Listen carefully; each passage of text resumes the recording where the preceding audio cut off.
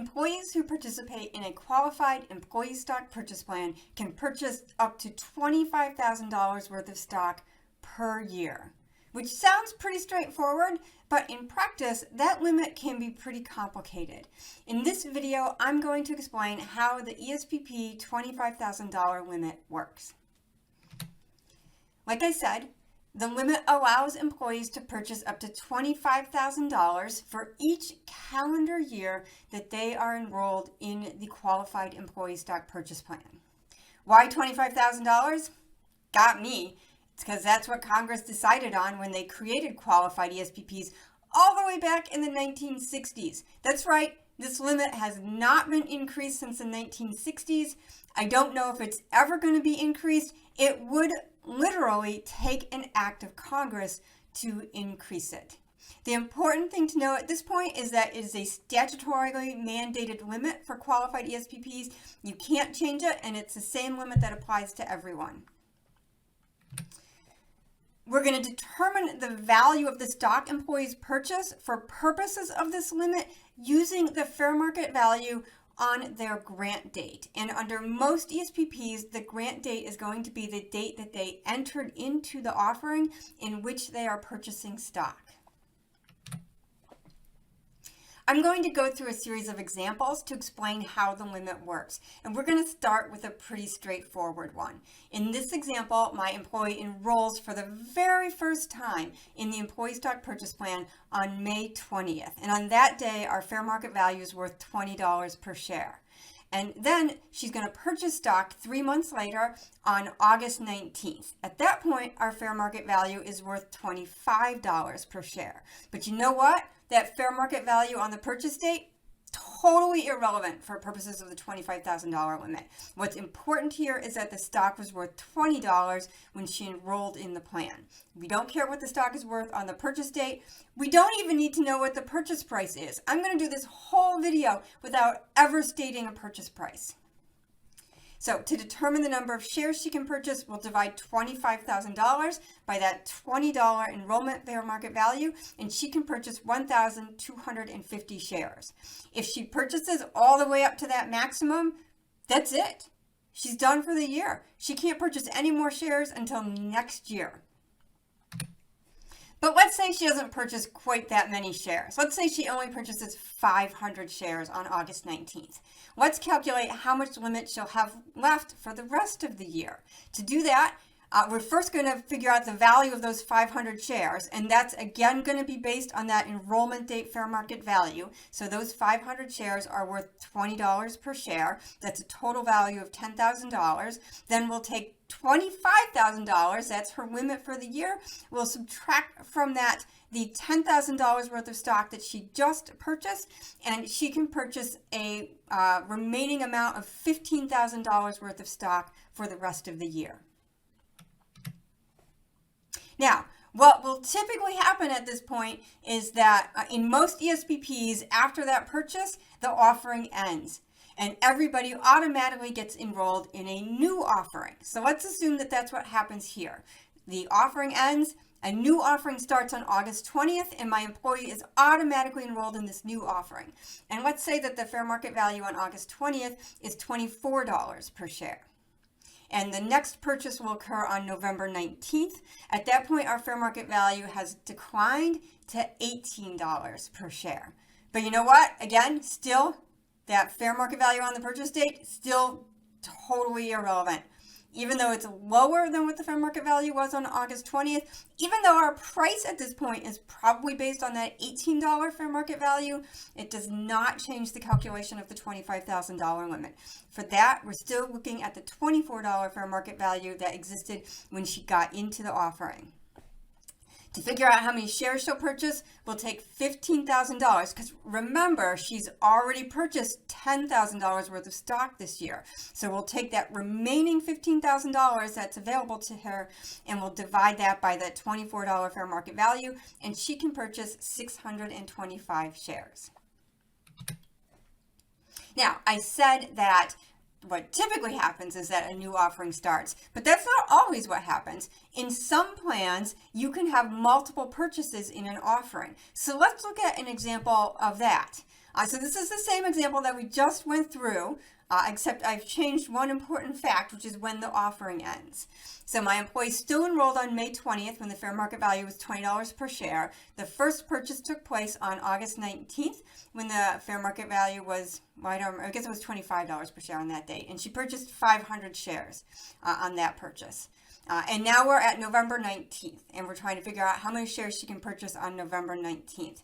And in this example, after that purchase on August 19th, the offering just continued on. No new offering started. She still stayed in the same offering. So on November 19th, her enrollment date in this offering is still May 20th, and the fair market value on that date was $20 per share. So to figure out how many shares she can purchase, we'll take that remaining $15,000 that is available to her after that August purchase, divide that by $20 per share, because that's still the fair market value on her enrollment date in the offering, and she can purchase 750 shares on November 19th. So let's just check in on where we're at. So far, my employee has completed 2 purchases. Each purchase is for 500 shares, and both purchases occurred under the same offering. So they're both valued using the same value, which is that $20 fair market value per share on her enrollment date. So both purchases are worth a total of $10,000. That means she's purchased a maximum of $20,000 so far this year. And that leaves her with $5,000 left under the limit that she could purchase this year. Except that we're done with purchases for the year. We're purchasing stock every 3 months under this offering, so there aren't going to be any more purchases this year. The next purchase won't happen until next year on February 19th. Which brings us to some good news, because when we pass into that new calendar year, my employee is going to accrue the right to purchase another $25,000 worth of stock, because under the statutory limit, employees can purchase $25,000 worth of stock for every calendar year in which they are enrolled in the ESPP. And on top of that, remember that $5,000 that she had left at the end of last year that she didn't use? Because we are still in the same offering, that $5,000 carries forward, and she has it available to her this year. So on February 19th, the maximum amount of stock that she can purchase is the $25,000 that she got for this year, plus the $5,000 that she had left over from last year. So she can purchase a total of $30,000 worth of stock on February 19th. Let's say that on that date, the fair market value is $35 per share. Nice, but still totally irrelevant for our purposes here today.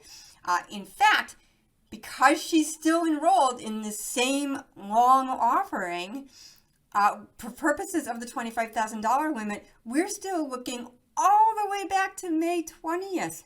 To determine the value of the stock for the $25,000 limit. So we're going to take this new limit that's available to her, the $30,000, we're going to divide it by that $20 from her original enrollment date, and she can purchase a total of 1,500 shares. That carry forward is pretty nifty, right? And it gets even better, because you get that carry forward anytime an offering spans a calendar year, even if the offering itself is shorter than a full year, and even if no purchase occurs in the first calendar year of the offering. Let's wipe the slate clean and go to a different example. In this example, we're going to go back to a more simple plan, like we were looking at in the beginning, where we have just a 3-month offering with a purchase at the end of the offering, and then a new offering starts. And we're going to change the dates, though. Instead of enrolling on May 20th, let's say that we have an employee who enrolls in this 3-month offering for the very first time on November 20th. So when the employee enrolls in the offering, she will accrue the right to purchase $25,000 worth of stock for that year. But there's no purchase that year. The purchase won't happen until the following year on February 19th. And guess what? When this offering crosses into that new calendar year, my employee is going to accrue the right to purchase another $25,000 worth of stock. Even though this offering is only 3 months along, even though there was no purchase in the first calendar year, she still accrues the right to purchase another $25,000 worth of stock for that second calendar year of the offering. So that means that on February 19th, she can purchase $50,000 worth of stock. The value of the stock will be determined based on the fair market value, again, on her enrollment date, which was November 20th. And on that day, the stock was worth $17 per share. So to figure out how many shares she can purchase, we'll divide $50,000 by $17 per share. She can purchase a total of 2,941 shares. Now, of course, when you divide 17 into $50,000, you don't get an even number of shares. And that's pretty much how things mostly work out with ESPPs. If you don't allow employees to purchase fractional shares in your ESPP, then when you get that fraction, you have to round down to the nearest whole share under the limit. If you round up to the next higher share, the employee would be over the limit. Sure, by just a small fraction of a share, but it's still not okay. You got to round down. Another important thing to know about the carry forward is that once the offering ends, any unused carry forwards from prior calendar years expire. So let's say that on February 19th, my employee purchases just 500 shares. So those 500 shares will have a value of $8,500. That's 500 times the $17 enrollment fair market value. That leaves $16,500 left from her carry forward from the prior year that she didn't use. But because the offering ends at this point and she's going to be enrolled in a new offering, she just loses that $16,500. She's just not going to be able to purchase it. It expires. That means that her limit for the rest of this year is set down to just the $25,000 that she accrued the right to purchase for this calendar year. All right, I have one last example to go through. This is the same thing that we just went through, all the same facts. The employee enrolled in November, the purchase occurs in February, she accrued the right to purchase $50,000 worth of stock, and the value of the stock is $17 per share. The only thing I'm going to change in this example is I'm going to up the number of shares that she purchases to 2,000 shares. So those 2,000 shares have a total value of $34,000. That's 2,000 shares times that $17 enrollment date fair market value. That's great. So she purchased a lot of stock, but that total value of $34,000, first of all, that's going to eat up all her carry forward from the prior year. She's now used all of that carry forward, so good for her. In addition, it also is going to eat up $9,000 of the limit that she accrued for this year. So that means that for the rest of this year, she can only purchase $16,000 worth of stock. So that is my quick high-level explanation of the $25,000 limit. By now, you've probably figured out that it's complicated. And in some cases, how the limit works depends on the terms and conditions of your plan. So while I've provided a general explanation, in some cases the limit may apply differently to you depending on how your plan works. And I encourage you to talk to a tax advisor about how this limit specifically applies to you. I hope that this has helped your understanding of the $25,000 limit. If you enjoyed my video today, please subscribe to the NESPP's YouTube channel so you're notified when we post new videos. Heck, you know what? Even if you didn't like it, subscribe anyway. Maybe you'll like the next video. Thanks for watching.